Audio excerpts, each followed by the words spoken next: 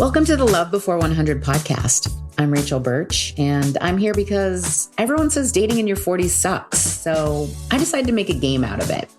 Part scavenger hunt, part bucket list. I made a list of all the ways I could meet my person. Then I assigned every task a points value. The goal now, find love before I hit 100. Points or years, whichever comes first. You got me shaking, yeah, I feel the fever coming on. Oh, you know you're all I want. For those of you that don't know, a dating app profile is like a for sale sign for humans. So if you've sold a house before, you know what I'm talking about. And the dating market is very similar to the real estate market. It's volatile. One day, you're hot, you have multiple offers, and then the next day, you're getting lowballed.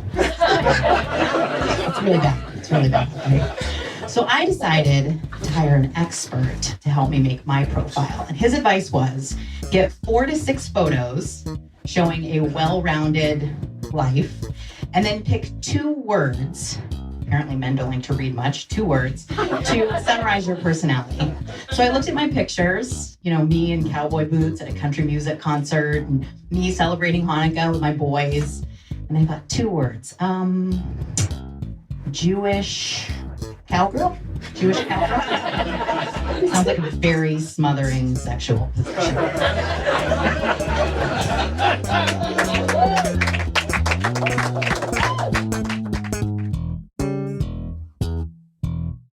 Today we are crossing attempt to pick up a guy while performing stand-up comedy off the list.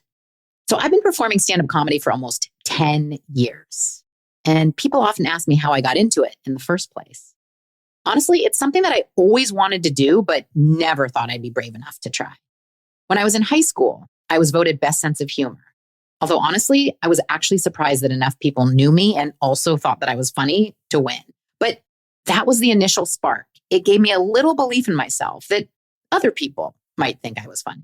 And then when I was in my early 30s, I attended a networking lunch, and the speaker had written a book called What Would You Do If You Had No Fear? We had to go around the room and share our responses. After thinking about it, the biggest fears that came to mind were flying and public speaking. So when it was my turn to share with the group, I stood up and said I'd travel the world performing stand-up comedy.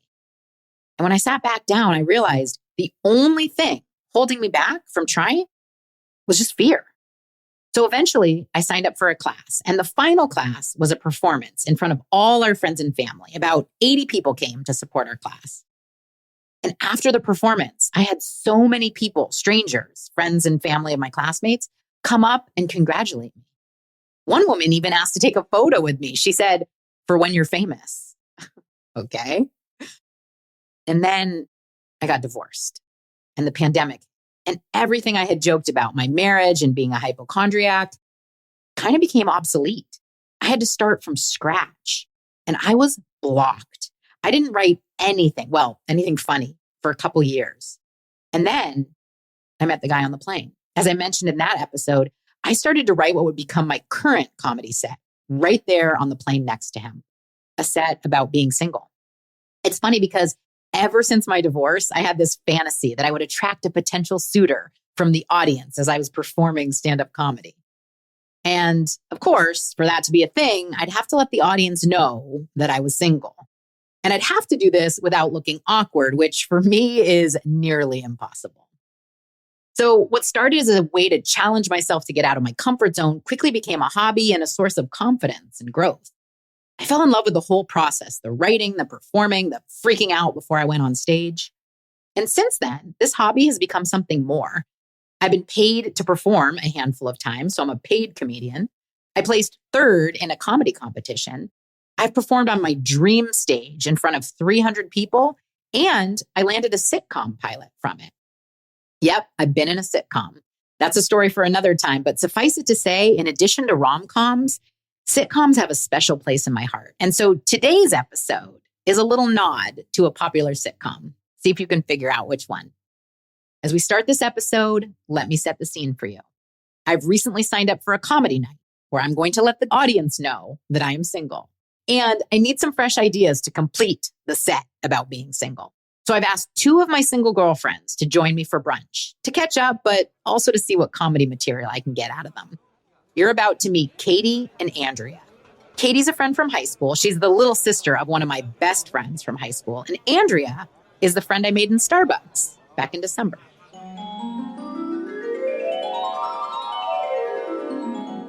I have been accused of being called a serial dater. I mean, I don't know exactly what that means. It sounds like an accusation to me, but I guess the fact that I went on 3 dates in one day, and yes, Wow. but you know, I mean, I don't even know if these things like count as dates anymore. If you meet somebody for coffee, like I met somebody for coffee in the morning, and then I went to lunch with a friend, and I was supposed to go for a walking date with this guy.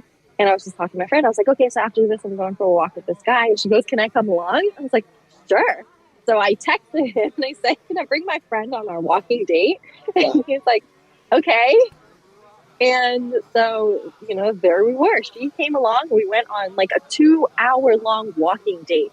And honestly, I have to say, I think that this should be a thing. I think it's a great idea to bring friends on dates because she doesn't care. She has no vested interest. She asked the most interesting questions, the most personal questions.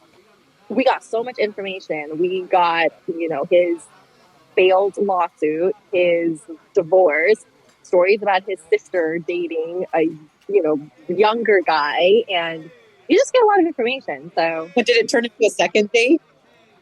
no, most of my dates don't turn into a second date. Yeah, join the club. I would say not through any fault of my own. Usually it's because, you know, there's just nothing there. It was a fun conversation, but he texted and he says, hey, would you and your friend be interested in hanging out again? Oh my God. And I was like, I don't think we're a match, but if you ever want to go for a hike or a walk again, you know, we're totally game. He says, I might take you up on that offer because it's so hard to find people that you can have good conversations with. Because he was a very smart guy, and you know, it's like an aerospace engineer, and my friend is as well. So that was date number 2. You guys are like an accidental throuple. I know. He probably thought the date was going to end a lot more interestingly than it did, but it really was just very, you know, non-sexual walking date.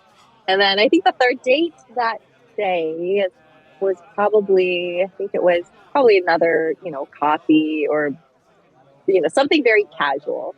I usually do mostly very short casual dates. Yeah, good. Yeah, I mean it's efficient dating, not serial dating. Yes, it is. It's efficient. I will say it's exhausting. I can't do that anymore. I think 3 dates in a day is a lot. It's a lot of mental energy. Yeah. At least yours were like sporadic. Mine was like, it was my first official date after like being broken up with, had a great dinner. Everything went well.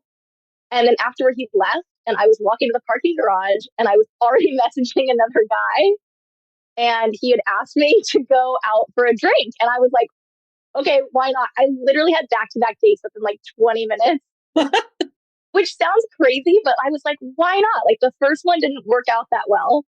Great conversation, great food. Everything was normal, but I just didn't feel like that vibe that you're supposed to get from somebody. I get out of the parking garage and the guy who I was just on the date with texted me and was like, I had such a great night with you. Oh.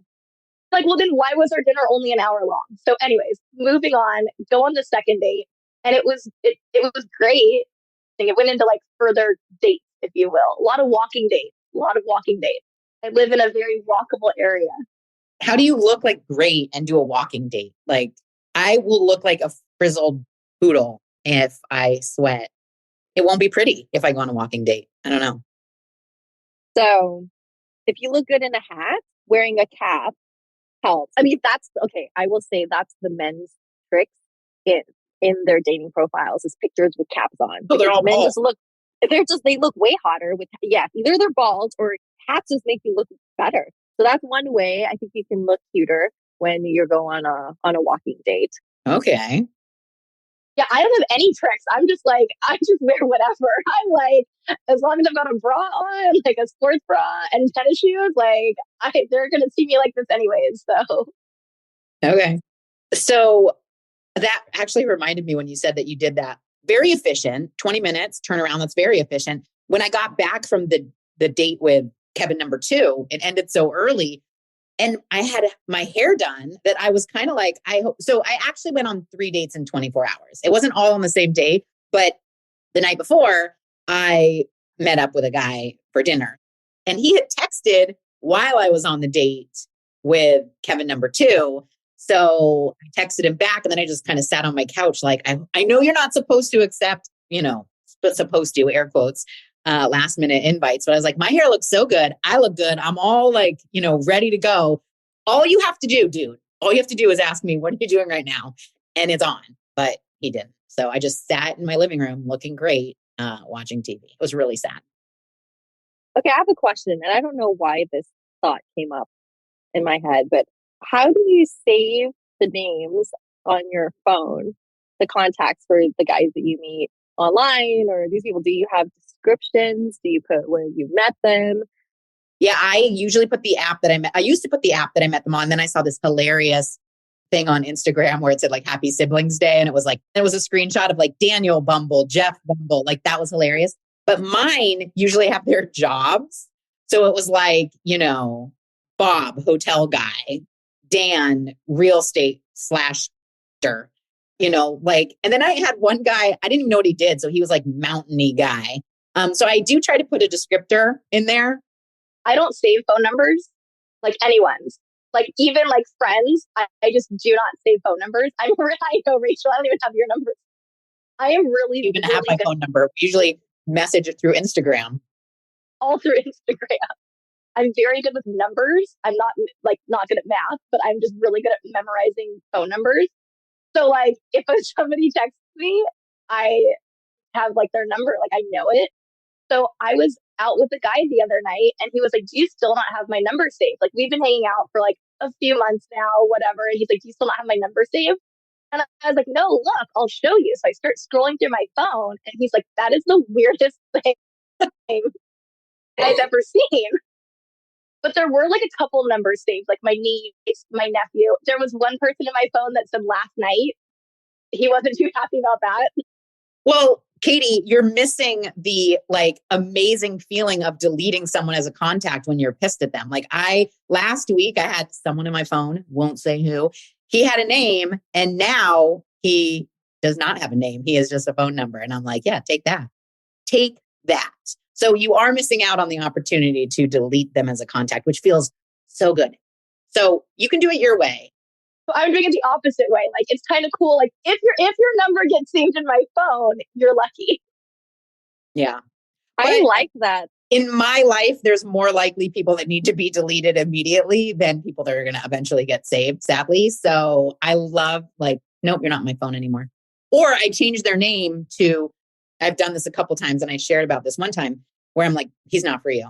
Or don't reply, he doesn't deserve it. Like I actually have female friends. I will say this, I will not show the picture, but their name is saved as the word no before their name so that I know you have been burned by answering this call. Do not do it. I have one friend that is up to 3 no's in front of her name. And the picture is this like red X, like emoji thing that I found on Google. So like, I'm very serious about my contacts and how they're used. So this is disturbing to me, but I'll allow it. That's so funny. I will tell you, I put him in my phone. We've been hanging out now for like a little bit. So I put his name under maybe. Like I don't like on Google Contacts, it'll be like maybe this person's calling you. So I saved it under maybe Jet and was like, okay, like we'll see where this goes. I love that. Oh, I like that. I have a friend who every time a guy pisses her off, he loses a letter in his name in her contacts. But if you have a long name, then you kind of get more chances. So I like the whole being decisive about how you get rid or add people. That's so funny. I had this one guy that we matched with. It was a Saturday morning. We had a phone conversation that afternoon, and he asked me to meet up for coffee that evening. And I said, I'm sorry, I had other plans. And then he texted me later and he says, hey, I found you really interesting and we had a really great conversation, but I figured you were going on a date that night. I was like, yeah, you and I met on a dating app and we had one conversation. He says, well, whenever you're ready to just date one person, give me a call. Ew. I was like, what? He was all butthurt that I had a date, even though we met on a dating app. I'm like, just because you're not getting dates, not my problem. It's so crazy how like so many of the profiles will say no serial daters. I'm like, you can't just, I mean, that's like I shared before, the guy that I went out on a date with. And like on the first date, he was like, I want to, like, I'm ready to commit. And I was like, I don't know you. I will go on a second date with you. But like, I do want to be committed. That is literally my goal in life, is to like find my partner. But this is not how you do it. You don't like, I mean, that's not how I do it. Okay. Do you guys ever get picked up on a first? You guys just say no? Do they offer at least? Like, I've never gotten offered to get picked up. I'm like, that's nice. Okay. No. Here's my address. And you might never again when they murder you or kidnap you or whatever they do to you. No. I will tell you. So I told him, I was like, I will come down. I gave him like a rough address. Like I just gave him like the street I live on. And I was like, I'll come down. And then I ended up giving him the address and he came up and knocked on the door. And I was like, what? He was like, can I use your bathroom? I'm like, hold on. I'm sorry. Hi, I'm Katie. Nice to meet you. What? So then, yes, I still got in his car. You got in his car? Well, because he was nice. He was like, I'll pick you up. And like everybody always says, like, famous last words. Yeah, he was nice. He's like, you bitch, you better get in my car. They're not going to do it that way. They're going to be like, oh, I'll pick you up. I'm happy to drive. Well, it was so nice. And he was like, hey, we're going to karaoke tonight. And I'm thinking, like, I do not do karaoke. I've never done karaoke. That is not my scene. And we get on the freeway, we go to Laguna Woods, whatever. And he goes, oh, I signed us up for a karaoke song. I'm like, oh, okay. And he's like, okay, but it's a duet. Okay, red flag. Like, that's when the red flags for me started kicking in. That's your red flag? And I was like, I'm not doing a duet. He goes, okay, do you want to be Timon or Pumbaa? I was like, what do you mean? He's like, well, we're doing Hakuna Matata from The Lion King. I literally was like, I can't do this. Like, and the bar was packed. So anyways, I agreed to a second date with him. And then we went to karaoke in Huntington. Weird.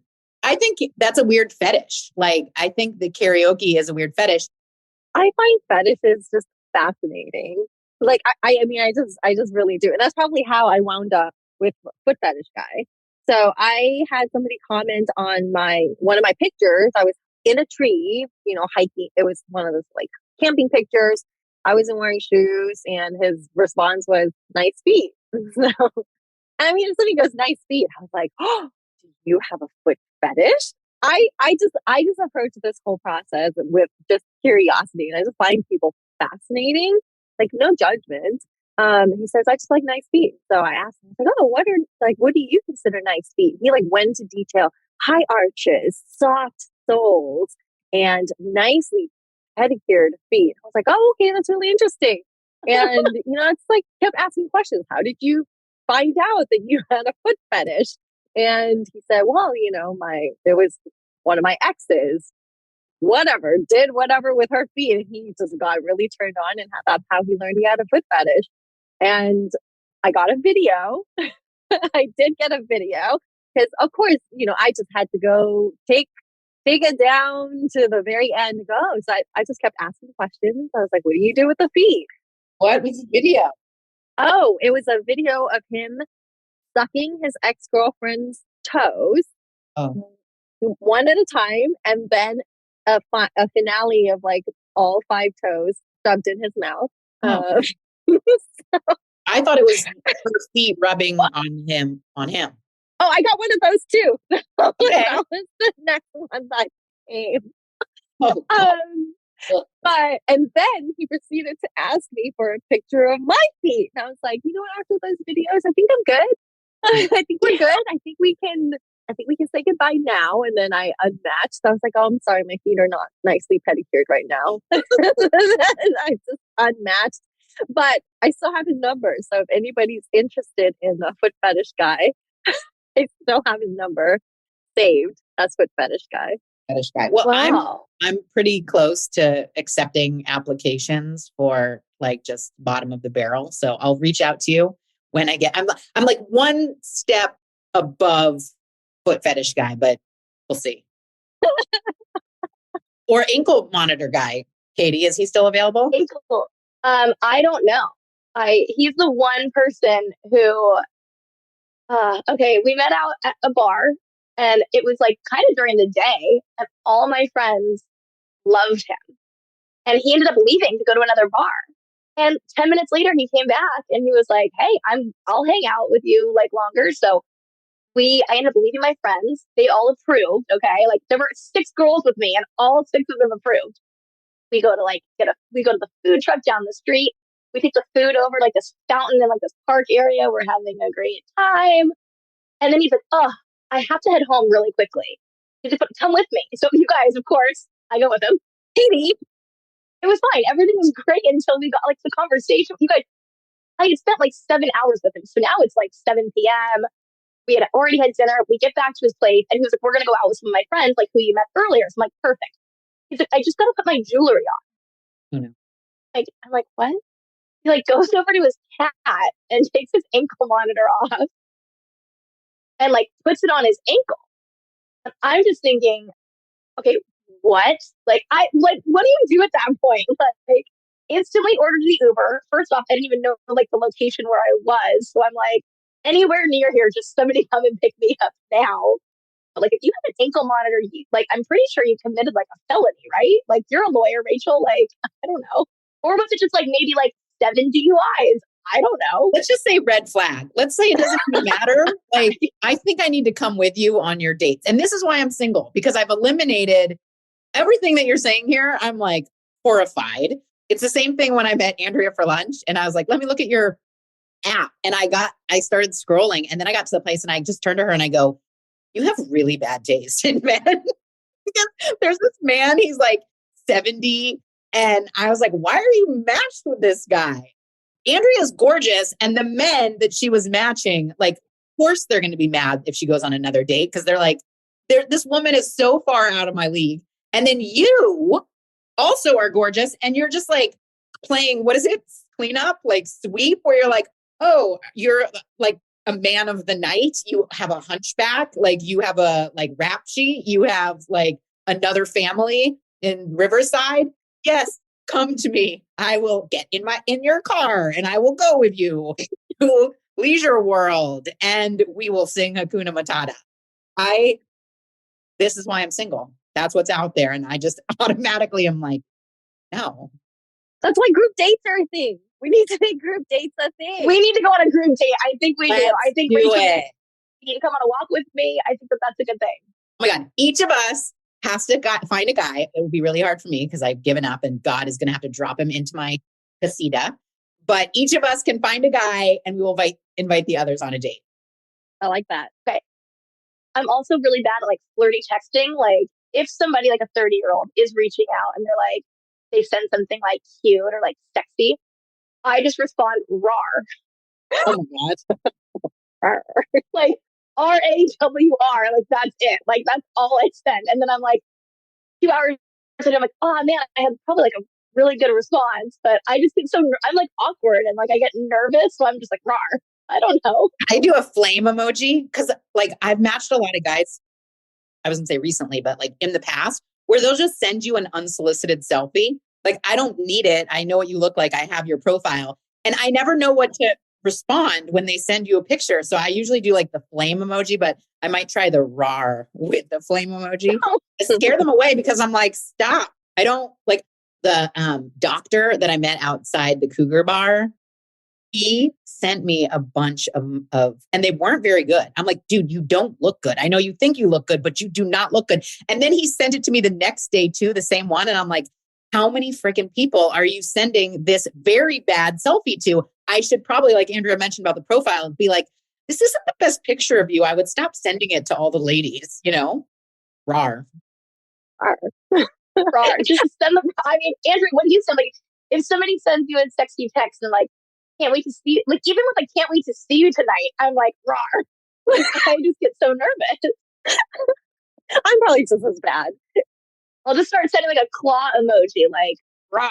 Instead of the rar, I'll just put like a bear paw or something. Like, They're going to be like to their friend, I was going to invite this girl to go in my car with me, but now I'm not going to because she just sent me a claw emoji. I think that's a good line of defense actually for you. Do Probably. yeah, do that, please. I mean, it's ridiculous, you guys. Like now I see why I'm having such trouble because I've eliminated a bunch of weirdos. Well, reason. You're welcome. Well, I just felt like last week you asked all these guys, like how like dating is for them, and like how it is for us is completely different. Like here's these guys out there dating 7 women. They have women internationally. They have like Brazilian women, and I'm over here just like, what? Am I one of those 7 women like we talked about earlier? Or like here I am like, okay, are my like standards too high? No, I know they're not. No, yours are definitely not too high. Yours, we could actually bump them up a little bit, I think. Maybe just like no ankle bracelets, no Hakuna Matata. So I was thinking about how you're talking about like the various guys that are out there. And it's interesting because I've grown through this process of dating so much where like I used to take people at face value. Like I was just kind of like, this is a nice person. They're saying these nice things. They fit this profile. And Katie, actually, one of the guys that we went to high school with, he was a little bit older than me. We matched, handsome, successful, like funny. We had this banter going. And then all of a sudden he just kind of disappeared. And I was so upset about it. And come to find out, he had been arrested for like serious drugs. I think he like was involved with some violence against prostitute, like just like mind blowing, like, and someone will put forth a persona on a dating app and you're like, this is nothing. So like that guy, based on all of that, I'm sure was dating all sorts of people also, right? Like I wasn't the only one. Thank goodness. Like that was actually a blessing, but it's just kind of like, and that's why eventually I deleted them because it was, and I mean, it's not that much better when you meet them in person in a bar with their ankle bracelet on the plane where they do whatever they do. Like there's no real good filtering process except for time. And the problem is, and getting to see them interact in different ways, right? There's really a process of evaluating. And at the end of the day, a lot of people self-eliminate themselves. Like the guy that messaged Andrea and was like, oh, you went on a date? I just talked to you for a minute. Yeah. How dare you? Right. Like, okay, no. The guy that asked me to be exclusive on the first date, I'm like, yeah, I'm pretty sure there's some issues here. We're not going to be a match. So it's it's like a science experiment, just dating, I think. I try to give people the benefit of the doubt until like that real red flag hits, like, no, Yeah. okay, Do it no, the I other should way. always be judging. Other I should way. always be judging. Okay. Yeah. Whereas I'm Yes. like, oh, they're nice. They offer to pick you up in their car. That's nice. No. No. Andrea, what do you do? As a fellow attorney, here's the burden of proof. Really, for me, it's like I said, most of my dates don't go past the first date. And it's because I go in with an open mind. I go in thinking this is just going to be a fun conversation. I am sure I always have fun on dates because I make sure that I have fun. And, regardless of what comes out of it.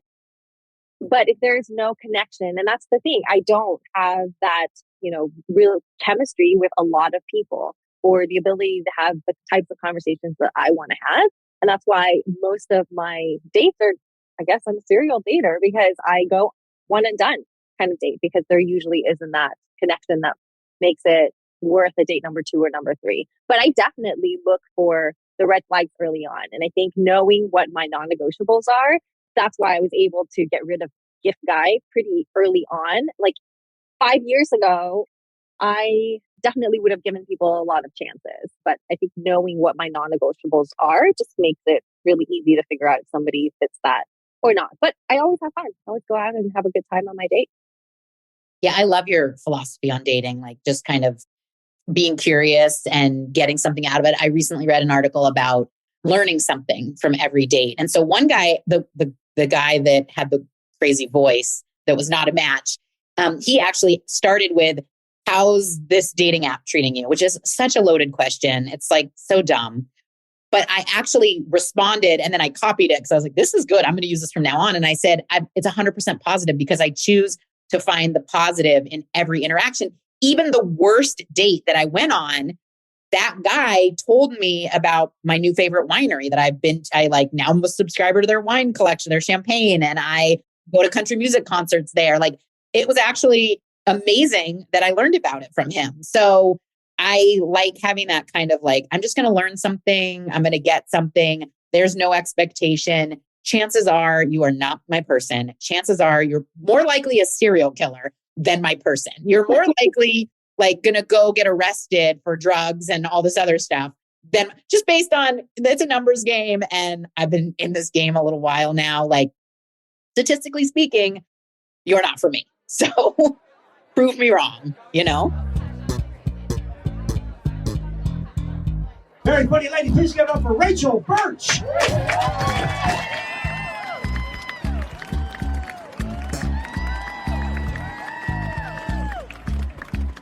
Hi. Thank you guys for spending your Saturday night with us. Date night. Anyone here on a date night? Yes. Woo! Nice. Anyone here looking for a date? Yeah. Anyone here looking to take a comedian home after the show? Yes. Did I make things awkward? Okay, so now that I have your attention, before I get started, I just want to let you know, get this off my chest. I'm available. I'm single. Yeah, it's not a joke. It's more of like a public service announcement. Like a warning or a disclaimer. My dating app profile reads like one of those pharmaceutical drug commercials, you know, with all the like really cute pictures of people picnicking and doing fun things to distract you from the facts. Imagine scrolling through my profile and then you hear, Rachel is not for everyone. If you're allergic to sarcasm, talk to your doctor before taking Rachel. Do not drink alcohol while dating Rachel.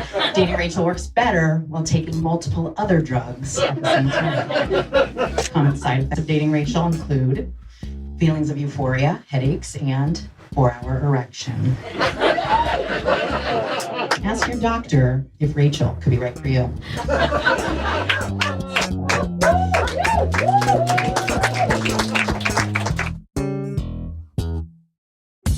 I hope you loved that episode of Love Before 100. Be sure to tune in next time to see what happens and to help me cross another thing off my bucket list. And in the meantime, follow us on Instagram at Love Before 100 to guarantee you don't miss a thing. Let's spend